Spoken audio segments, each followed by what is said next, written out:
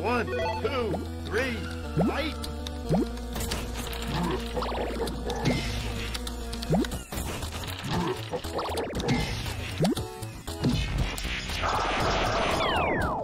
You win!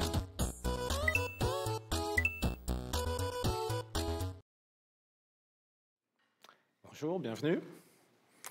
Alors, je suis Valentin Deleplace, je suis développeur advocate pour Google Cloud Platform. Aujourd'hui, nous allons parler de performance en général et nous allons parler de performance en Go. Si ma cliquette veut bien marcher, c'est pas gagné.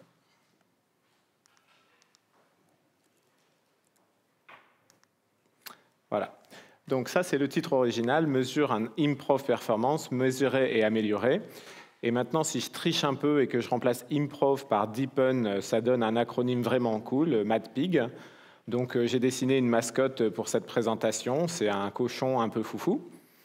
En premier, je vais parler de concepts de performance en général qui ne sont pas spécifiques à Go. Et ensuite, je parlerai plus spécifiquement de code Go et d'outils Go, mais ne vous attendez pas à voir des choses super bas niveau, de l'assembleur, du SIMD, du GPU ou du SIGO. Ce n'est pas l'objet d'aujourd'hui. Mon sujet, c'est plutôt, bon, j'ai un programme écrit en Go, il n'est pas très rapide. Comment est-ce que je peux l'améliorer ? D'abord, cette question un peu vague, c'est quoi un logiciel lent ? Je vais essayer d'aller très vite sur les slides parce que j'en ai beaucoup trop. Donc, pour avoir des petites démos à la fin, je vais vraiment accélérer.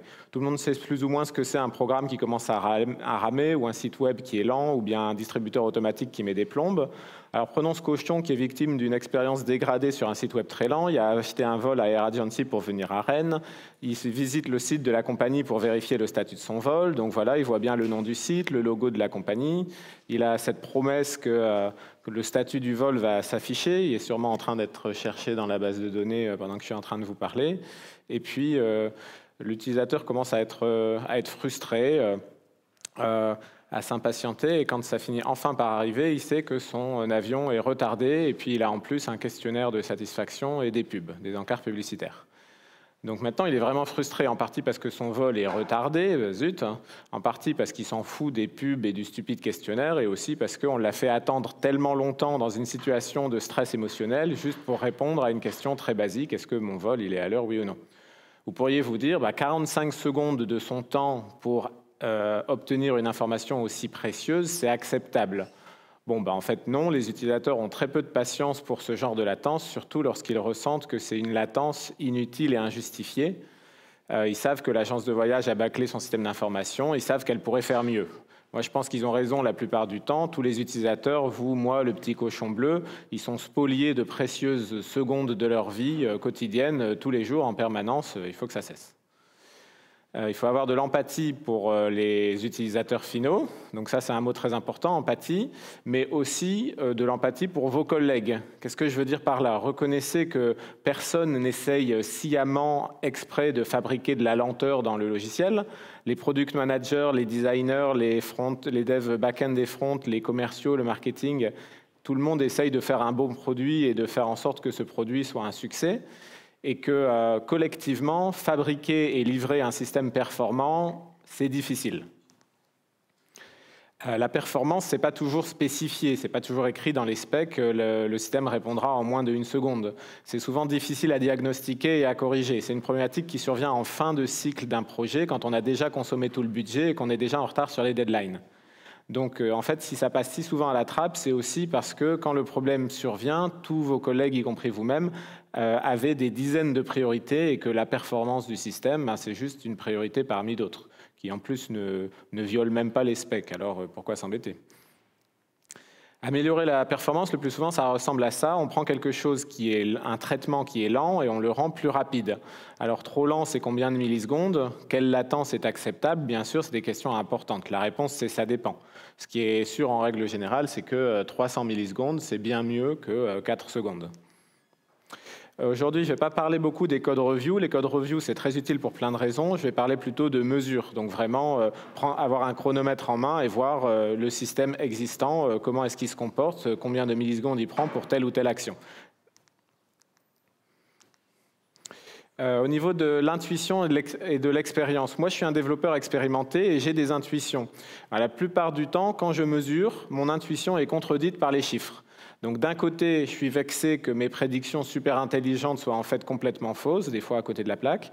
Et d'un autre côté, surtout, je suis content que mes benchmarks m'apprennent quelque chose qui se rapproche beaucoup plus de la vérité.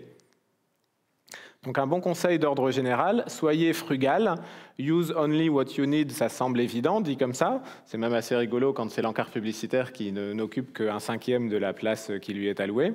En réalité, ça nécessite du travail de déterminer ce dont on a vraiment besoin et combien ça coûte. Le coût dont je parle, c'est le plus souvent du temps, donc des cycles CPU, de la latence réseau, etc. Ça peut aussi être d'autres ressources comme la mémoire, les file descriptors, des mutex ou que sais-je encore. Donc, au début, simplifier du code, ça permet en même temps de le rendre plus performant. Quand vous faites quelque chose de mieux écrit, plus lisible, mieux découplé, au passage, c'est plus facile de l'améliorer et d'en améliorer les performances. Il y a moins de choses, il y a moins de bazar qui est exécuté alors que ça ne sert à rien. Mais ensuite, si vous poussez le bouchon encore plus loin en disant « je veux encore améliorer les perfs », là, tout d'un coup, vous allez écrire des hacks, vous allez perdre en simplicité, écrire du code plus confus, plus fragile et plus flexible. Moins flexible, pardon. Donc c'est un compromis, jusqu'où est-ce que vous voulez vraiment aller. Si je devais conduire une voiture à toute vitesse sur cette route-là, je ne me sentirais pas très rassuré. Et de même, refactorer un système pour améliorer ses performances, ce n'est pas à l'abri d'une sortie de route. Le danger, ce n'est pas de crasher pendant le refactoring, ça va. Le danger, ce n'est pas de se retrouver à la fin avec un système encore plus lent qu'il n'était au début. Bon, dans ce cas-là, on ne peut pas gagner à chaque fois, on ne le pousse pas en production, et puis voilà. Le vrai danger, c'est d'introduire des bugs et des régressions, des choses assez subtiles, aléatoires, et de s'en apercevoir trop tard, une fois que le code est déjà en prod depuis longtemps. C'est pour ça que je dis les tests automatisés sont nécessaires pour rester sur la route. Et moi, je me sens déjà beaucoup mieux si je dois conduire avec une glissière de sécurité sur le bord. Bon, les tests automatisés, les tests unitaires, tests d'intégration, etc., c'est votre barrière de sécurité. C'est eux qui vont vous permettre de faire du refactoring sans trop angoisser. Mon principal conseil d'aujourd'hui, c'est concentrez-vous sur les goulots d'étranglement. Le plus souvent, vous avez déjà un système, vous trouvez déjà qu'il est trop lent et vous avez déjà décidé de travailler dessus pour l'améliorer. Et pour ça, la méthode la plus efficace, c'est de trouver le goulot d'étranglement en mesurant les latences, retravailler ce composant-là spécifiquement et recommencer. Quand on se concentre sur le goulot d'étranglement, souvent, on peut ignorer tout le reste. Donc voilà, un autre conseil, c'est que trop passer de temps et d'énergie et de prix, de coût sur des questions qui ne sont pas le goulot d'étranglement, c'est du bike shading, c'est-à-dire passer des heures à discuter de la couleur du garage à vélo, ça ne sert à rien. De quelle latency laquelle on veut optimiser? On souhaite se focaliser sur les latences qui comptent vraiment. En général, c'est soit la durée totale d'exécution d'un programme, soit le temps de réponse lors d'un événement utilisateur. Et desquels on ne va pas se préoccuper. On ne va pas passer 2 heures à optimiser un script one-shot qui va s'exécuter 20 minutes une seule fois. Non, on a perdu 2 heures dans ce cas-là. Si un traitement est sous-optimal, mais qui n'est pas le goulot d'étranglement, on conseille laissez-le tranquille. Et puis si une tâche de fond est un peu trop lente, mais que personne n'en souffre, personne n'est là à attendre la fin de la tâche de fond, laissez-la tranquille, c'est pas grave qu'elle soit trop lente.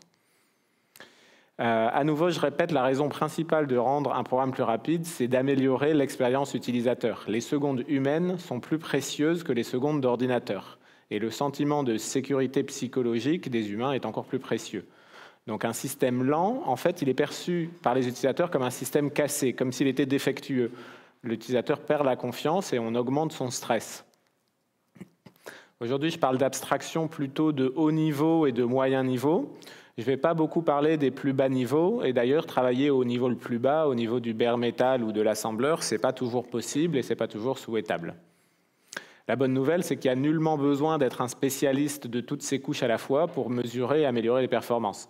Ce travail d'amélioration, c'est avant tout une démarche dans laquelle il faut savoir garder l'esprit ouvert et pas trop s'accrocher à des préjugés. Par exemple, moi j'ai toujours ce préjugé, le JavaScript c'est trop lent. Bon, en vérité, non, il faut savoir s'adapter, vivre avec son temps, même si j'ai des préjugés sur le JavaScript. Dans le cas d'un service web, il y a une différence entre le response time et le service time. Est-ce que certains d'entre vous en ont déjà entendu parler de cette notion? Ça va être le fait que, par exemple, votre serveur va passer 100 millisecondes à traiter une requête. Ça, c'est le service time. Alors que le response time, c'est la latence subie par le client. Et moi, je milite pour qu'on ne fasse pas l'erreur de se focaliser toujours sur les dashboards uniquement sur le temps de service, mais surtout qu'on tienne compte du temps de réponse. Donc, dans cette image, on voit bien qu'on a un caissier qui traite un client toutes les 60 secondes. Il est vraiment super efficace. Lui, c'est le service time. Mais tout à droite, la personne au bout de la file, elle va attendre 7 minutes avant d'être servie. Ça, c'est le response time. C'est un slide que j'ai piqué à Gilles Téné. Je vous conseille ces slides à Gilles Téné. Ils sont vraiment géniaux. Donc, le response time, il inclut la latence réseau et il inclut aussi la durée de mise en queue si le serveur est déjà en train de traiter d'autres requêtes. Et c'est ce temps-là, le response time, qui est le plus important quand on parle du X. Et il peut doubler, tripler ou quadrupler par rapport au service time.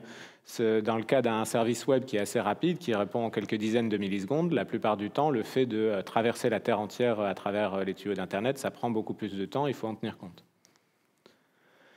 Là, encore toujours sur ce même exemple, si l'utilisateur il a besoin de index.html, index.js et index.css pour sa page web, du point de vue du serveur, il se dit la somme des trois, c'est 120 millisecondes. J'ai mis 120 millisecondes pour servir 3 ressources. Je suis plutôt efficace.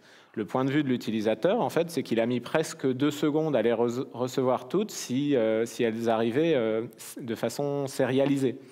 Et donc là, il y aurait des solutions. On pourrait inliner les ressources CSS et JS si elles étaient toutes petites, ou on pourrait voir du côté de HTTP2 pour réduire le temps de réponse à seulement 800 millisecondes. Alors, j'ai un running example, donc c'est là où on va parler plus de Go.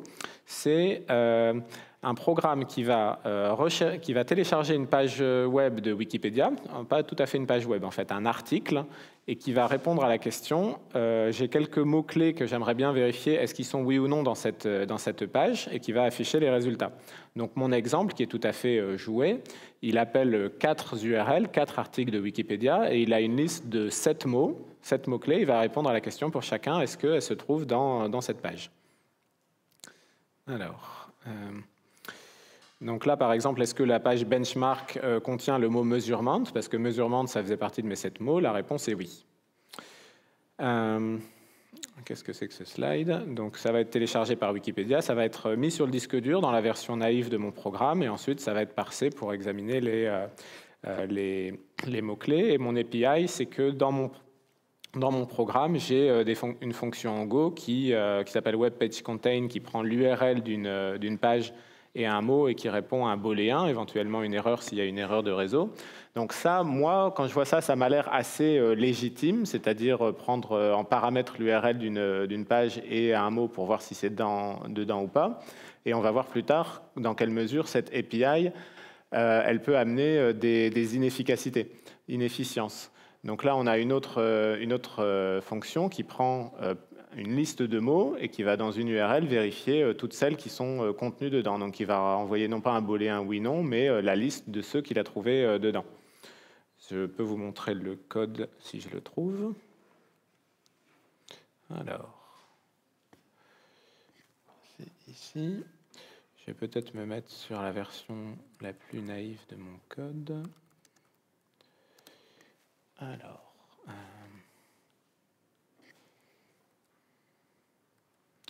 ça va être très dur. Oui, on voit quand même un petit bout de code. Est-ce que c'est trop petit ou est-ce que c'est lisible? Ça va? Peut-être un petit coup de zoom quand même?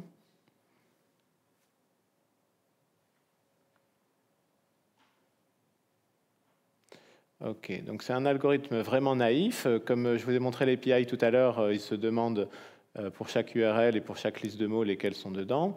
J'ai un fichier de test ici. Vous êtes familier avec le framework de test de Go. Ce sont des fichiers qui se terminent par _test.go. Et le process que je vais lui dire, c'est voilà les 3, j'avais dit 3 URL qu'il va checker, les 7 mots qu'il va chercher. Et puis, qu'est-ce qu'il va faire avec tout ça? Il va appeler process. Et process, ça se trouve dans l'autre fichier. Bon, tant pis. Ok. J'en ai perdu une partie. Alors, où se trouve process? Voilà, process est ici.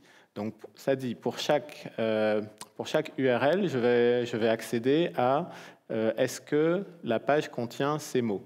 Et si on regarde l'implémentation de Web Page Find Words, ça boucle sur les mots et ça répond pour chacune à la question oui ou non, est-ce que cette page web contient ce mot?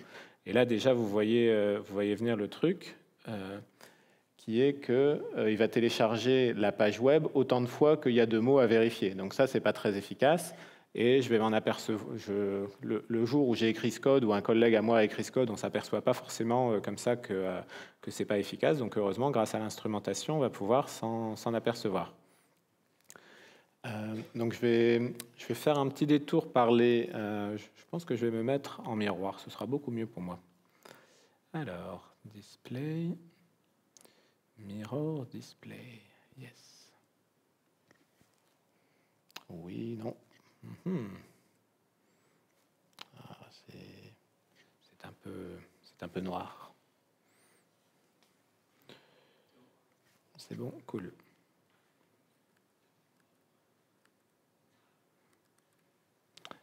Ok. Donc, si je vous montre à quel genre d'outils on va s'intéresser aujourd'hui, il y en a un qui s'appelle pprof. Qui a déjà utilisé pprof dans la salle? Moins de la moitié, donc c'est quand même utile que je vais le voir. On va voir un truc très intéressant qui est très connexe avec pprof et qui s'appelle les flame graphs. Qui a déjà vu des flame graphs? Ah, pas mal de monde. Et puis l'outil aussi très intéressant qui s'appelle Trace. Qui a déjà joué avec Trace? Ok, donc il y a sûrement 2 ou 3 personnes dans la salle qui ne apprendront pas grand-chose aujourd'hui, mais pour tous les autres, ça va être quand même très utile. Donc, ce que je vais faire, c'est que je vais pas lancer le test sur la version naïve de mon code parce qu'elle prend plus d'1 minute à générer. Je pourrais montrer les diffs successifs des améliorations que j'ai fait au code, mais on va passer par exemple directement à la version V3. Donc, si je veux juste lancer un test, je fais go test, et ça c'est assez rapide normalement. Ça correspond au code de la fonction qu'on voyait tout à l'heure et qui commençait par test en majuscule. Donc ça répond essentiellement à la question est-ce que mon code fonctionne bien comme je m'y attendais et sans avoir craché. Donc ici, effectivement, on en a. Je vais zoomer un petit peu. Voilà. On a une fonction test process qui est en train d'être exécutée dans mon background. OK, il a mis 24 secondes, c'est pas non plus super rapide, et il a réussi. Maintenant, juste en dessous, j'ai benchmark process. Donc ça, c'est idiomatique, c'est-à-dire on peut écrire des benchmarks et on a tout ce qu'il faut dans le tooling de Go avec le framework de test pour exécuter des benchmarks. Et la façon de l'écrire, c'est juste d'écrire une boucle. Ne vous demandez pas pourquoi, c'est comme ça. Elle ressemble toujours à ça, la boucle. Elle va de i jusqu'à un nombre n qui est fourni en argument dans l'objet testing.b. Et là, on exécute un morceau de code, toujours le même. On n'essaye pas de tenir compte de i dans la boucle, ce n'est pas l'objet. L'objet, c'est d'obtenir un benchmark qui va s'exécuter en un nombre raisonnable de secondes, et c'est le framework intégré au tooling Go qui va décider combien de fois l'exécuter pour nous donner des chiffres intéressants, mais dans un laps de temps raisonnable. Donc pour appeler le benchmark, on fait comme ça, gotest-bench égale point, allons-y. Peut-être que ma version V3 n'est pas non plus super optimisée. Ce que je peux faire, c'est vous montrer la différence déjà entre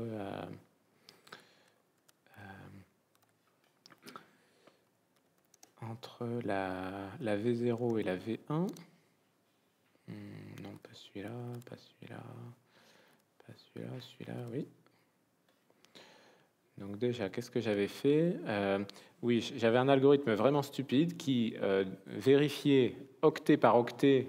En fait, pour chercher un mot, on se disait j'avais un gros paquet d'octets qui était la page web, j'avais un petit paquet d'octets qui était le mot que je cherche dedans, et donc octet par octet, j'allais voir si dans le fichier, il y avait l'octet auquel je m'attends à cet endroit-là. Du coup, dans une boucle vraiment énorme, ça ouvrait et refermait le fichier, c'était une horreur. Je vais vous montrer incessamment sous peu. Ah, il est passé, ça y est. Ce que ça donne au niveau pprof, on s'en apercevait assez vite. Donc là, en fait, il a exécuté une seule fois le benchmark. Il a trouvé que c'était déjà assez long comme ça. Il nous donne le temps que ça a pris en nanosecondes. Et donc, ça correspond à 13 secondes. 13 secondes sur ma V3 pour exécuter. Je vais voir si j'ai mes fichiers pprof. OK. Ce que je vais faire, du coup, si je vais vous montrer à quoi ça ressemble le pprof. Alors, Go Tool, pprof v0.out, c'est un fichier binaire que... Alors, ouais, c'est pas le out qui m'intéresse, c'est le prof. Ah oui, mais c'est plus intéressant en mode web parce que là, en mode texte, on va pas voir grand-chose. Alors, http 2.7000, ce sera bien ça. Ok, alors qu'est-ce qu'il voit? Il dit qu'il a passé 19 secondes à s'exécuter dans les tests. Et en fait, ça procède par sampling. C'est-à-dire que quand j'ai exécuté mon test ou mon benchmark avec les bonnes options pour pprof, toutes les 10 millisecondes, il a arrêté le temps, il a regardé toutes les stack traces et après, il a été capable de nous faire un graphe d'exécution. Donc, ce n'est pas forcément la totalité des fonctions qui ont été appelées, puisque, comme je disais, ça procède par sampling. Mais par contre, toutes celles qui ont pris beaucoup de temps, elles en font partie, ainsi que toutes leurs stack traces du moment où elles étaient en train de s'exécuter. Donc là, je vois que j'ai passé 19 secondes dans les tests, run n, etc. J'ai essayé la souris, mais sur ce métal-là, ça ne marche pas très bien. Alors, je fais au trackpad. Alors, process, OK, il a fait 19 secondes. Alors, dans les 19 secondes, il a passé 98% de son temps dans Web Page Contains. Dedans, il a passé 98% de son temps dans File Contains. Et là, on voit déjà qu'il a passé plus de 50% du temps sur os.open, donc ouvrir un fichier, même pas être en train de le lire ou quoi que ce soit, juste le syscall de ouvrir le fichier. Il a passé 17% de son temps à lire un octet, parce que j'avais fait une fonction utilitaire qui lisait un seul octet. 17% de son temps à fermer le fichier, celui que j'ai là, et 12% de son temps à chercher un offset dans le fichier. Donc ça, c'est vraiment extrêmement inefficace. Ça veut dire que dans mes 19 secondes, je n'ai fait que ouvrir, fermer, ouvrir, fermer, ouvrir, fermer un fichier pour lire un octet. Donc, voyons voir. Je vais quand même vous montrer la ligne de commande qu'on tape pour générer ce fichier binaire.prof et je vais apporter quelques précisions.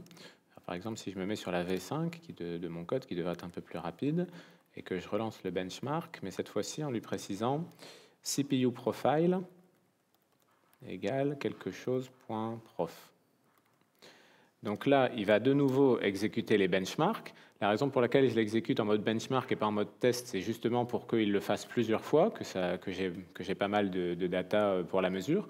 Et par contre, là, je vais complètement ignorer le nombre qu'il me donne à la fin. Pourquoi je l'ignore, ce nombre? Parce que j'ai instrumenté mon benchmark en lui demandant de récupérer un CPU profile. Ça veut dire que le chiffre n'est plus pertinent. Ce n'est pas le chiffre qui m'intéresse maintenant, c'est le fichier a.prof qui vient d'être généré.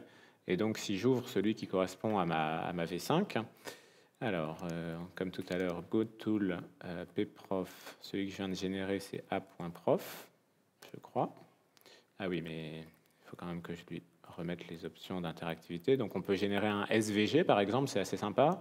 On a un mode web aussi. Je crois que le mode web, il se contente d'ouvrir le SVG dans le navigateur, mais le plus sympa, c'est le mode HTTP parce que non seulement il y a le graphe, mais en plus, il y a d'autres options que je vais vous montrer. Voilà, donc ma V5 qui est déjà un peu plus efficace, elle passe 72% de son temps dans mon code. On pourrait se demander, elle fait quoi du reste de son temps? Et je soupçonne que ça ait rapport avec faire des handshakes HTTPS pour pouvoir se connecter à Wikipédia. Et du coup, c'est peut-être pas mon code qui appelle ça, c'est peut-être ailleurs. Je ne connais pas très bien les détails. Toujours est-il que là, je peux voir que ma fonction WebPageFindWords, qui correspond à 72% du total, son gros morceau, c'est d'appeler FileContains à 55% du total. À chaque fois, je parle du total de l'exécution. Elle passe que 17% de son temps à downloader le fichier. Ça veut dire dans cette version de mon code, le téléchargement sur Internet n'est pas le goulot d'étranglement. Et par contre, qu'est-ce qu'il fait dans ces 55% de temps? Alors, donc, en fait, jouer au détective dans ce graphe, c'est l'une des principales activités lorsqu'on veut améliorer la performance de son code. Je vais tout à l'heure repasser sur les slides parce que c'est quand même assez intéressant. Mais d'abord, je voulais vous montrer un petit aperçu de ce dont il s'agissait. Ici, dans les options, vous pouvez avoir le flame graph. Et le flame graph, il se base sur les mêmes données que le graphe pprof. Ce sont les mêmes informations binaires de stack trace à tel instant qu'il utilise, mais c'est représenté différemment. C'est que ça ressemble un peu à une flamme. Il n'y a pas de notion de temporalité, c'est-à-dire il y a à droite ou à gauche, c'est pas la notion de temps, c'est pas du tout ça. Le seul truc qui est important dans ce graphe, c'est que la largeur de chaque span est proportionnelle au temps que ça a pris. Donc la span route, ça a pris 100% du temps de cette exécution-là. Comme c'est assez sympa, que c'est du SVG et tout, et que c'est interactif, on peut cliquer dans les spans. Donc si je me dis, tiens, pourquoi, qu'est-ce que c'est que ces 55% qui sont là? Je clique dessus et là, ça zoome. Donc ça va m'afficher. À chaque fois, c'est vraiment la notion de stack trace, c'est-à-dire au-dessus, il y a les appelants et en dessous, il y a les appelés. Et donc, si je me demande Web Page Find Words, qu'est-ce qu'il a fait, pourquoi ça a pris tant de temps, je vois qu'il a essentiellement passé du temps dans File Contains. Je vais zoomer un petit peu.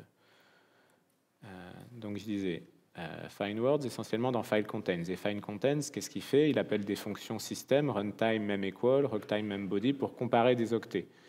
Et d'autres choses qui sont unspecified ici.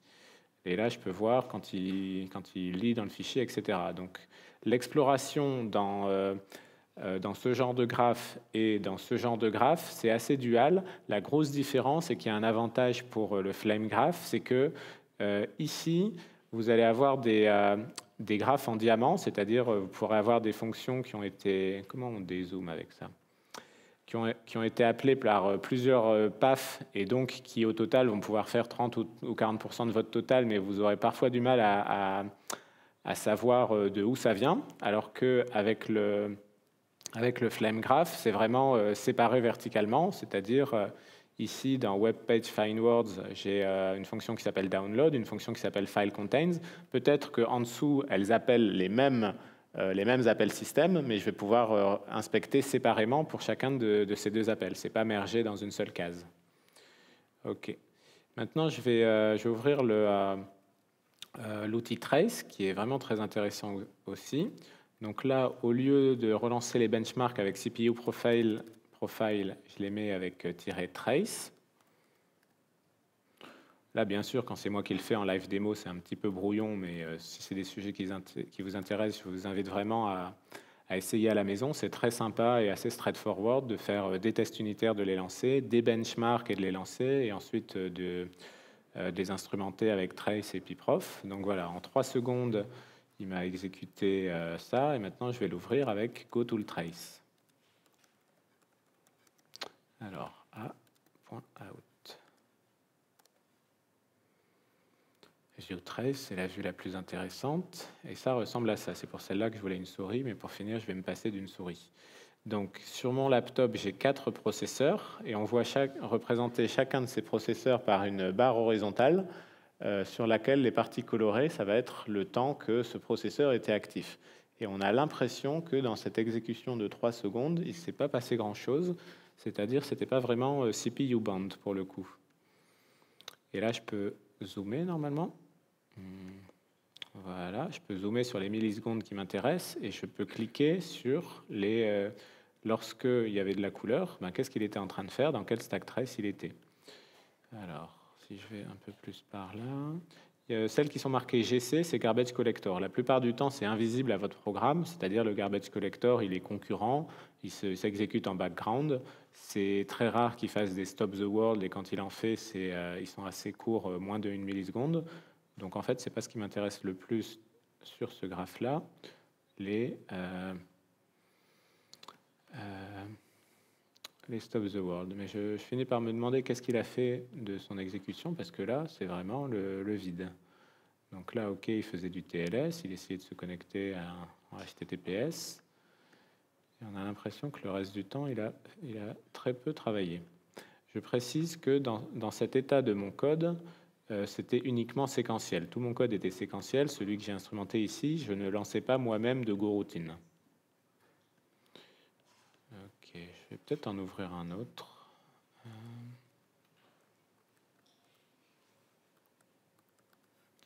Alors, par exemple, le V4.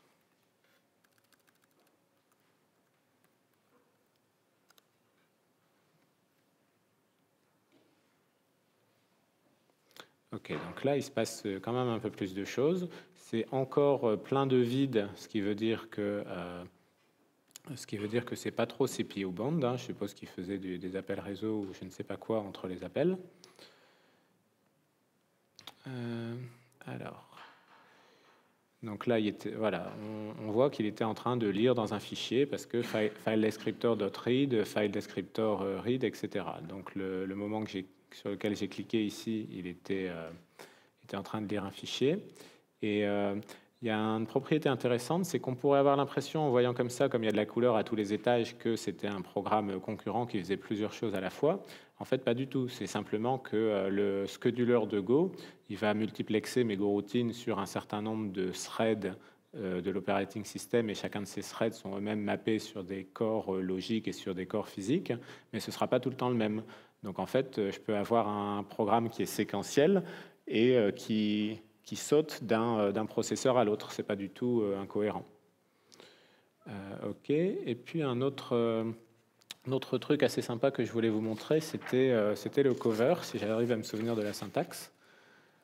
Donc ça, c'est pour trouver du code mort, ou alors du code qui est appelé très peu souvent, ou au contraire du code qui est appelé très souvent. C'est un outil de couverture de code. Alors voyons, si je fais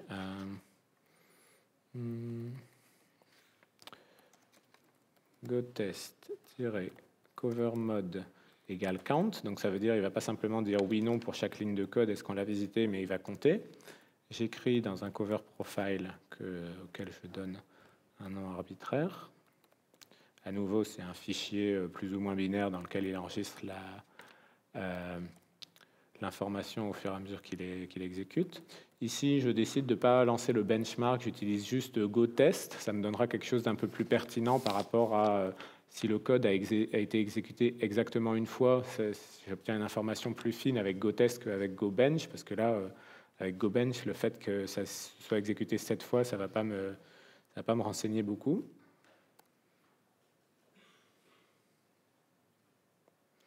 Donc tout ce que j'ai montré là, notamment, enfin pas tout, mais disons pprof, il a aussi une interface en ligne de commande. Vous pouvez obtenir plein d'informations en ligne de commande. Pareil pour la couverture du code. Là, il nous dit, bon, mon test a couvert 78% du code de mon package. C'est aussi une information que je peux analyser en ligne de commande, mais sinon, il y a une version dans le navigateur qui est assez sympa. Alors, -html égale cov.out. Allons-y. Voilà, donc en fait, il me montre tous les fichiers de mon package, pas les fichiers underscore test, seulement les fichiers de production. Donc j'avais search et download, et il va m'afficher en rouge ceux qui ont 0 coverage. Donc souvent, soit c'est des cas d'erreur qui arrivent très très rarement et qui ne font pas partie de mon coverage, soit ça veut dire là, il y a un trou dans la raquette, il faudrait que j'écrive des codes, des tests unitaires plus précis pour qu'ils arrivent à déclencher ces lignes qui sont en rouge. Et ce qui est assez sympa, c'est que pour tous ceux qui ne sont pas en rouge, ça va du gris jusqu'au vert selon qu'ils ont été appelés plus ou moins souvent. Et ça, c'est très intéressant parce que comme il fait une espèce de règle de proportionnalité, quand je vois qu'il y a beaucoup de zones qui sont en gris clair, ça veut dire que je m'attends à en trouver une qui va être vert fluo de chez fluo. Donc là, je vois que dans le code de cette version-là, je vais vérifier sur quelle version j'étais. Voilà, sur la version V5 de mon code, il y a une ligne qui fait partie du hot path, on peut dire, c'est if string data égale word. Donc en fait, il va comparer entre eux deux strings. Il y en a un, c'est la data, c'est sous forme de slice de bytes, que je convertis en string selon l'humeur du navigateur. Il va m'allouer de la mémoire pour ça ou pas, selon s'il est intelligent, et il va le comparer avec mon mot, qui était la question que je me posais, est-ce que le mot est dans cette page ou pas? Donc ça, apparemment, on y est passé très souvent. Si je laisse ma souris dessus, effectivement, il est passé 2 millions de fois dessus, juste en ayant lancé GoTest, pas en ayant lancé GoBench. Donc là, avec la couverture de code, j'ai quand même trouvé un point chaud qui n'aurait pas forcément été si évident à trouver dans pprof et dans le FlameGraph, parce que pprof et le FlameGraph, c'est au niveau de la fonction que ça va m'afficher, alors que là, c'est carrément au niveau de la ligne et de l'instruction. Ça veut dire que dans pprof, sur la V5, je trouverai sûrement un gros pourcentage sur file contains, mais après, ce sera à moi d'aller inspecter file contains pour essayer de deviner, mais qu'est-ce qui prend du temps dans cette fonction. Donc là, c'est des fonctions assez courtes, hein, ils font une dizaine de lignes et il y a une seule boucle dedans, donc c'est assez clair. Mais sur des vrais exemples plus complexes, combiner toutes les informations, tous les indices qu'on arrive à grappiller par pprof, par flamegraph, par trace et par code coverage, c'est vraiment ce que je vous conseille, c'est ce que je fais souvent, c'est une activité, c'est comme chercheur d'or, quoi. On trouve toujours quelque chose, on apprend toujours quelque chose. Je vais essayer de me remettre sur les slides. Alors...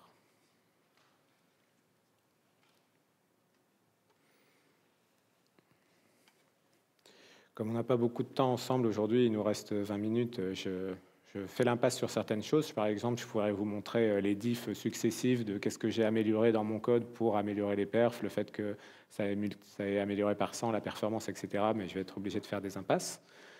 Pour moi, c'était plus important de prendre quand même quelques minutes pour vous montrer pprof, flamegraph, trace et cover. C'est vraiment des outils très utiles. De façon générale, si on veut mesurer le temps que ça dure un programme, on peut utiliser time. Ça, c'est assez classique, c'est indépendant du langage de programmation. On peut aussi utiliser le package log pour afficher des logs qui sont horodatés. Bon, pour faire du petit debugging, ça peut être utile. Plutôt que fmt println, on utilise log println. Le GoTest, comme je disais tout à l'heure, c'est la réponse à la question est-ce que les tests y passent. GoTest avec bench, ça dit à quelle vitesse s'exécute mon code, puisqu'on va avoir en nombre de millisecondes ou de nanosecondes combien de temps il a pris par exécution pour chacune de mes fonctions de test, de benchmark. Et puis ça va me permettre de voir si je suis plus rapide ou moins rapide que par rapport à mon commit d'avant. Donc ça, c'était les commandes que j'ai exécutées pour instrumenter le benchmark pour générer la data binaire qui va être utile à pprof et au flamegraph. Et là, à la fin, le même principe, mais pour générer le graphe de qu'est-ce qu'étaient en train de faire mes processeurs pendant tout ce temps. Et j'insiste à nouveau sur le fait que les deux derniers, il ne faut pas se focaliser sur le nombre de nanosecondes des benchmarks. C'est SCUD comme data parce que ça a été instrumenté. Il ne faut pas regarder les chiffres bruts, il faut regarder les pourcentages et ouvrir les interfaces graphiques pour y voir plus clair quand on a instrumenté ces benchmarks. OK. Comme je vous ai montré tout à l'heure, la façon idiomatique d'écrire un benchmark, c'est ça. C'est une fonction dont le nom commence par benchmark, qui prend en argument un objet testing.b, qui fait une boucle, toujours la même boucle, et qui exécute un bout de code dedans. Donc là, on peut savoir assez rapidement si ma fonction A est plus rapide ou moins rapide que ma fonction B, juste en lançant ces benchmarks. pprof, donc on a vu que c'était ce genre de graphe et qu'on peut les explorer dynamiquement, soit en SVG, soit dans l'interface web qui s'était ouverte tout à l'heure. La première fois qu'on les ouvre, c'est un petit peu confus parce qu'il y a des nombres de secondes et des pourcentages, et il y a les nombres de secondes que ça a pris au total et le nombre de pourcents et le nombre de secondes que ça a pris pour la boîte elle-même. Mais une fois qu'on a compris pour chaque boîte à quoi correspondent les 4 nombres, on y voit un petit peu plus clair et les flèches sont annotées avec des nombres de secondes. Donc, au bout de 10 minutes, quand on a pris l'habitude de ce genre de graphe, c'est vraiment très lisible, très facile à parcourir. Ce qui est intéressant aussi, c'est que vous trouverez en haut du graphe vos fonctions de haut niveau, celles que vous avez codées vous et qui ont du sens pour votre business, pour votre use case. Et vous apercevrez qu'elles appellent des fonctions de plus en plus bas niveau. Donc, tous les syscalls, tout ce qui est gestion de la mémoire, lancer des go-routines, passer par le scheduler, etc. C'est des fonctions qui vont être appelées tout en bas. Et donc, si vous avez un programme, même pas forcément très compliqué comme le mien, qui fait des choses en haut, vous pourrez aller découvrir ce que ça impacte tout en bas. Par exemple, j'ai utilisé un objet qui était de type interface et qui avait un type concret. Et puis, je vais m'apercevoir dans ce graphe que, en fait, le simple fait d'aller consulter dans le code quel est le type concret de cet objet pour pouvoir appeler la méthode, ça a un petit impact sur la performance. Souvent, c'est pas significatif, mais ça peut être bon à savoir. Donc ça, c'était le pprof, on en a parlé.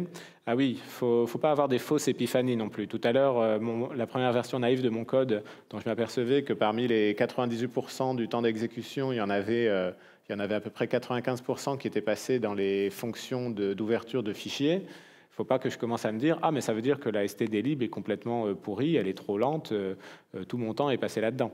La raison pour laquelle j'obtiens ce genre de graphe, c'est parce que j'avais appelé ces fonctions moi-même beaucoup trop de fois dans mon code. Ce n'est pas juste la faute du niveau d'en dessous. C'est aussi comment est-ce que je l'utilise, combien de fois est-ce que je l'appelle. Voilà. Comme je disais tout à l'heure, ça marche par sampling, pprof, c'est-à-dire que le programme s'exécute et toutes les 10 millisecondes, il stop the world, il arrête tout et il récolte pour chacune des goroutines en cours d'exécution la stack trace.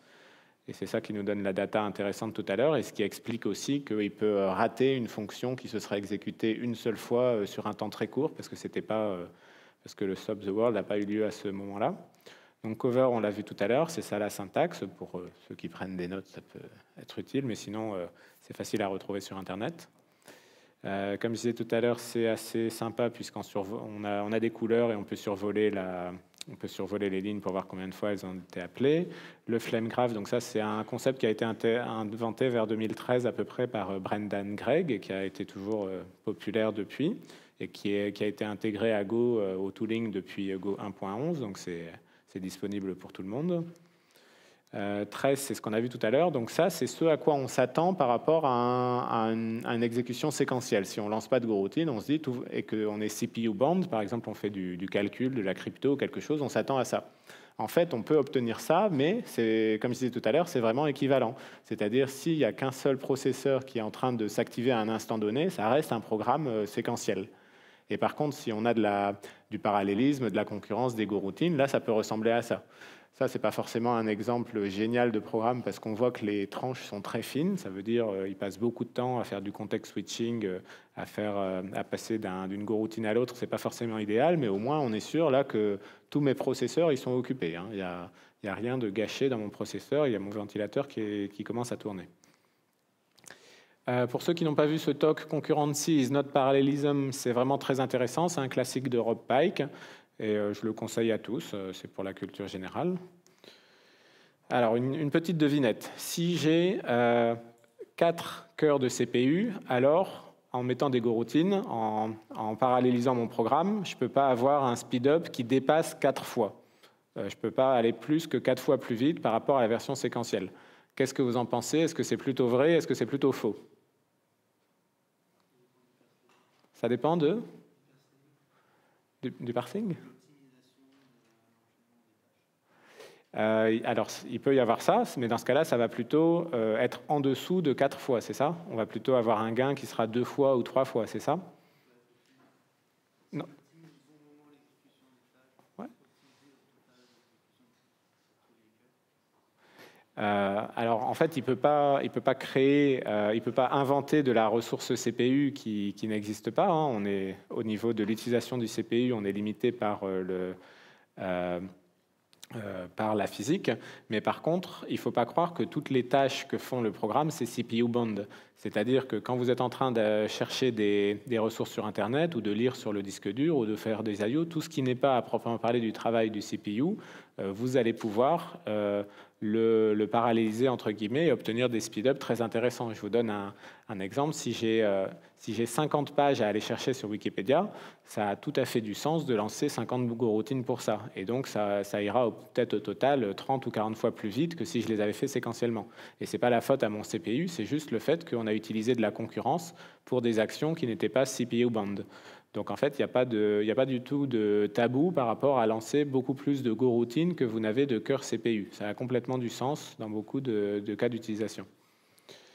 Donc là, c'était mon exemple qui prenait 20 secondes à s'exécuter au début. Donc en explorant un peu qu'est-ce qui prenait du temps, le fait que, ah oui, je suis bête, je lis anarchiquement sur le disque dur, etc. J'arrive avec mes V1 à aller beaucoup plus vite. Après, je fais 2 petites optimisations en me disant là, je vais gagner. Et puis, je m'aperçois que non, V1 et V2 et V3, ils sont aussi lentes que V1. Donc, je n'ai pas gagné. OK. Après, je continue à explorer.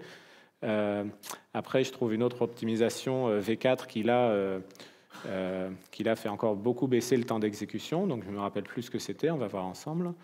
Alors, V3, V4, qu'est-ce que c'était l'optimisation?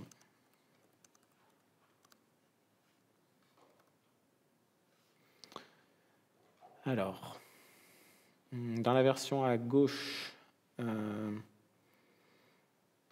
oui, en fait, j'avais une boucle. Qui allait chercher. Donc, en fait, j'avais une optimisation précédente qui consistait à ouvrir le fichier une seule fois. et ensuite, dans la boucle, d'aller chercher l'endroit du fichier qui m'intéressait pour voir si le mot y était ou pas, sachant que j'avais plusieurs mots, donc j'étais obligé d'aller faire des allers et retours. Donc c'était déjà une bonne idée d'ouvrir une seule fois le fichier que j'avais sauvegardé sur le disque dur après l'avoir téléchargé de Wikipédia. Par contre, faire des appels à file.seek dans une énorme boucle qui va jusqu'à la longueur totale du fichier, ce n'était pas la bonne méthode. Là, ce qui m'a donné un speed-up assez phénoménal, c'était de lire en une seule fois le fichier du disque dur dans un byte buffer, et ensuite de faire une boucle sur le byte buffer pour voir si le mot y est ou pas. Donc c'est une très bonne idée d'avoir appelé readFile pour travailler entièrement en mémoire une fois qu'on a lu le fichier. Après, on peut se demander, est-ce qu'avoir une double boucle ici pour vérifier si le petit paquet d'octets, par exemple si le mot Toto ou improvement, ça se trouve dans le fichier, est-ce que c'est une bonne idée que j'écrive moi-même la double boucle? Je ne sais pas, c'est-à-dire j'ai tenté une optimisation en V4, je crois, qui appelait la méthode de la librairie standard. En règle générale, appeler une méthode spécialisée de la librairie standard, c'est une super idée pour le speed-up. Donc là, qu'est-ce que c'était? Voyons. V4, V5, website, je ne retrouve plus le mot exact que je cherchais. C'est peut-être dans V5, V6.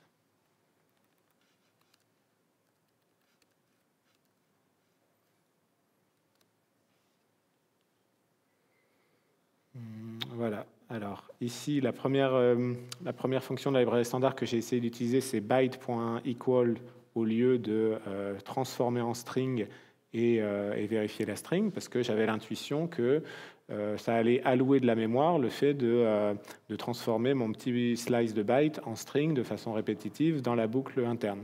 Donc ça, c'était plutôt une très bonne intuition. Et après, quand j'ai mesuré avec les benchmarks, je me suis aperçu que j'avais rien gagné du tout. Donc ça veut dire peut-être que mon bout de code un petit peu artisanal, le compilateur s'était débrouillé lui-même pour l'optimiser. Donc le fait d'appeler bytes.equal, ça ne gagnait rien.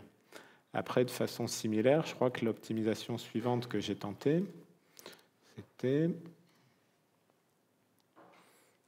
Voilà, au lieu de ma double boucle artisanale, je boucle sur mon gros fichier et pour chaque position sur le fichier, je vérifie si le slice à cette position-là est égal au mot que je recherche, et si je n'appelais pas tout simplement bytes.contains, qui prend deux slices de bytes en paramètre et qui répond vrai ou faux. Ça, c'est plutôt une très bonne idée parce que ça prend moins de lignes de code et que j'ai moins de chances de me retrouver avec des bugs là, avec la librairie standard qu'avec mes doubles boucles imbriquées. Et aussi, il y a des chances que ça m'apporte des performances meilleures parce que les mainteneurs de la librairie Go auraient mis un petit bout d'assembleur spécialisé ou des choses comme ça ici. Donc après, je mesure pour me dire, je suis vachement content de moi une fois que j'ai appelé bytes.contains, est-ce que c'est plus rapide? Et là, la réponse, c'était non. C'est-à-dire, ici, c'était le goulot d'étranglement avant. Maintenant, c'est toujours le goulot d'étranglement et c'est tout aussi lent. Donc, j'ai un petit peu amélioré le code, mais ce coup-là, j'ai pas réussi. C'était toujours aussi lent. C'est ce qu'on voit ici. V5, V6, V7 sont à peu près aussi lentes l'une que l'autre.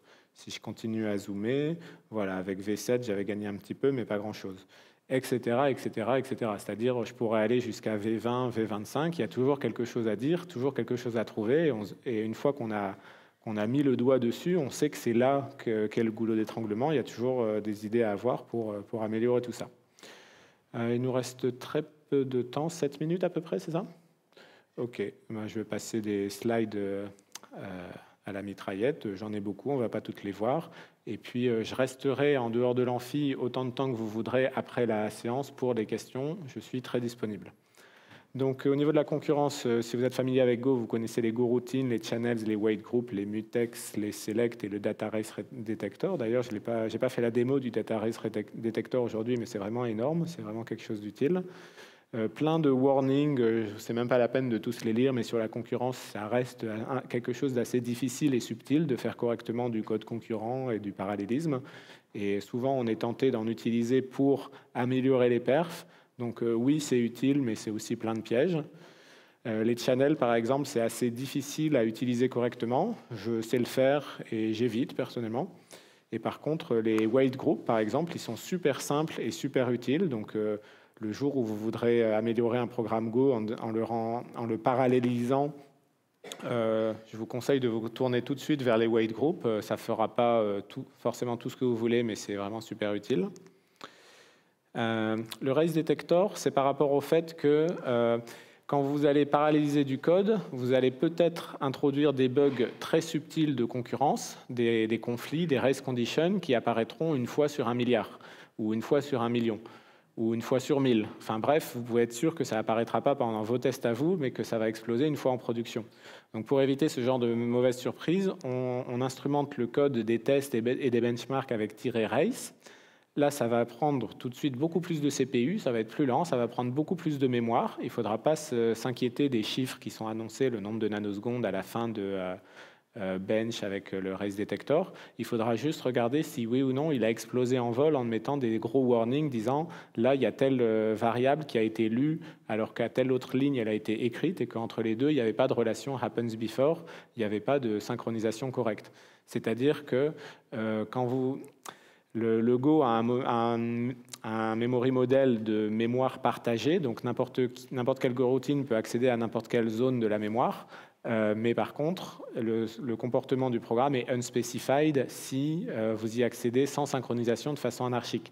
Ce n'est pas un bug bénin du genre j'ai un compteur de popularité de mon site et je fais compteur plus, et des fois il sera off, il y aura une erreur de 1, mais ce n'est pas très grave. C'est plutôt que le compilateur il fait les choses d'une telle façon que si vous ne faites pas votre boulot en synchronisant bien la mémoire, le comportement unspecified, ça peut être crash ou ça peut être des mauvais comportements qui n'ont absolument rien à voir avec le code qui était en cours d'exécution.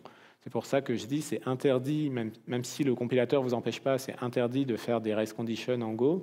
Et donc, il faut vraiment faire gaffe et utiliser le race detector pour ne pas tomber dans les pièges.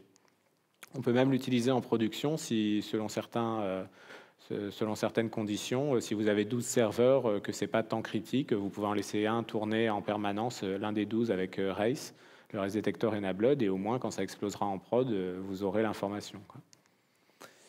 Sync.pool, je ne vais pas avoir le temps d'en parler, mais ça peut être utile par rapport au fait que l'allocation mémoire, ça coûte cher, donc on peut réutiliser des objets avec sync.pool. Certaines abstractions n'ont pas zéro cost, c'est-à-dire, par exemple, avoir un objet de type IOReader qui est une interface, ce sera dans certaines circonstances un tout petit peu moins rapide que d'avoir un objet de type concret bytes.buffer, même si c'est le même objet par derrière. Le fait de déréférencer une interface, ça a un petit coût.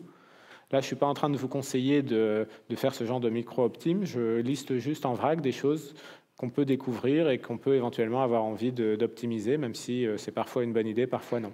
Défaire, c'est une spécialité du Go. Ça, le défaire, c'est assez utile, assez sympa, et ça a un petit overhead. C'est un peu plus lent que d'écrire soi-même le code équivalent à défaire. Sync.pool, c'est celui dont je parlais tout à l'heure. Donc on create, on tech, je ne vais pas en parler, c'est juste un pool d'objets qui évite de recréer de la mémoire ou éventuellement une autre ressource très coûteuse à créer. On peut le mettre dans le pool. Escape Analysis, alors ça c'est la notion dans beaucoup de langages de programmation, vous avez de la mémoire dans le stack, dans la pile, et du mémoire dans le tas, dans le heap, et c'est toujours beaucoup plus cher d'accéder au heap qu'à la stack. Et donc il y a tout un ensemble d'optimisations pour essayer de rester plutôt dans la stack. Par exemple, les paramètres que vous mettez, les arguments que vous passez en paramètres à une fonction, ça va dans la stack. Quand vous créez un objet avec new, la plupart du temps, ça va dans le heap. Et même si c'est à peu près équivalent, c'est-à-dire la spec ne parle pas, la spec du Go ne parle pas de stack et de heap, il y a quand même des différences de performance. Et donc, utiliser des astuces pour essayer de rester le plus possible dans le stack, par exemple de faire en sorte que l'escape analysis nous dise que tel objet ne s'est pas échappé de la fonction et que donc le compiler peut décider de le garder dans le stack plutôt que de se dire prudence, je vais l'allouer dans le heap. Je sais que j'ai perdu une partie de la salle là, mais c'est des notions de bas niveau assez importantes et où on peut déployer toutes sortes d'astuces pour essayer de travailler le moins possible dans le tas et le plus possible dans la stack. Et ça aussi, c'est un peu spécifique au Go, la façon dont les deux interagissent. Donc on peut on peut explorer l'escape analysis en compilant avec un GC flags qui s'appelle -m. Appeler une fonction, ça a un coût, c'est-à-dire dans certains cas, ce sera inliné et dans d'autres pas. Est-ce que vous avez déjà entendu parler d'inlining? pas beaucoup, peut-être pour certains autres langages, peut-être pour le Java ou pour le C. Donc c'est la notion de le compilateur, il voit une méthode, une fonction, et il voit qu'elle est très simple. Donc au lieu de coder un appel de fonction, il va juste réécrire le corps de la fonction dans le programme, comme s'il n'y avait pas d'appel de fonction. Parce que appeler à une fonction, ça a un coût en termes de stack, il y a tout un ensemble d'opérations qu'il va faire. Il me reste très peu de secondes, alors je fais quelques slides et puis voilà. Donc là, c'est un exemple d'inlining. Ce code, il pourrait être transformé par le compilateur en ça, puis en ça. Et en fait, à la fin, il n'y aura plus du tout d'appel de fonction. Il va faire tous les calculs directement dans main parce qu'il se sera aperçu que c'est mathématiquement équivalent. Voilà un exemple d'inlining. La plupart du temps, le compilateur le fait pour vous. Et même si vous n'avez pas la main dessus, au sens où vous ne pouvez pas ordonner au compilateur de le faire, vous pouvez l'aider par des moyens un peu subtils. Ça n'a aucune importance. String versus byte. Il y a des différences entre un slice de bytes et une string. Le string est read-only et il est concurrency safe. Ça, c'est très intéressant. Mais la plupart du temps, vous travaillerez plutôt dans des slices de bytes parce qu'on peut écrire dedans, tout simplement. Donc, ce n'est pas systématique qu'il faille remplacer l'un par l'autre pour des questions de performance. Ça peut arriver. Dans ces cas-là, faites un benchmark et puis vous saurez. Stop the world, c'est ce que fait le garbage collector quand il arrête le monde, mais avant c'était un problème, maintenant c'est presque toujours moins de 1 milliseconde, donc ça va. Unsafe, je simplifie, n'utilisez pas le package unsafe. SIGO, alors peut-être pour certains, moi j'ai jamais utilisé, j'en ai jamais eu besoin, il faut voir qu'on renonce à beaucoup de choses, à beaucoup de simplicité du Go quand on utilise SIGO pour s'interfacer avec du C. Bone check elimination, ça c'est intéressant, c'est-à-dire qu'avec une petite astuce, une instruction qui fait rien ici, j'ai rendu le programme plus rapide. Simplement parce que le compilateur, quand il sait qu'il doit paniquer à la première ligne si jamais le tableau fait moins de 4 cases, il n'a plus besoin d'essayer de paniquer aux lignes suivantes. Et du coup, on fait un petit peu moins de bound check de slice, avec des astuces comme ça. Ça paraît un peu stupide, mais des fois, si on veut gratter encore un peu de performance, on peut s'amuser à ce genre de choses. Further resources, ben non, j'ai même plus le temps de vous laisser scanner ce magnifique QR code, je le remontrerai à la fin. Les takeaways, donc c'est pprof, trace, flame graph, rest detector, cover, et puis l'inlining. Et merci beaucoup de m'avoir écouté.